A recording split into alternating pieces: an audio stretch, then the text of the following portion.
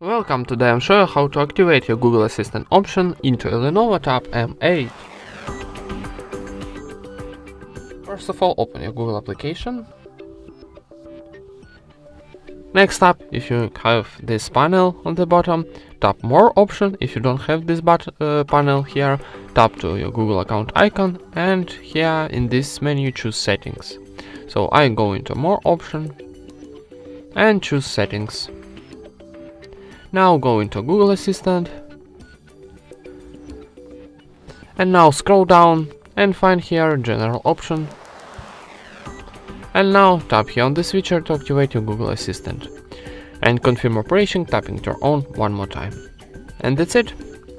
Thank you for watching, leave thumbs up and subscribe to our channel.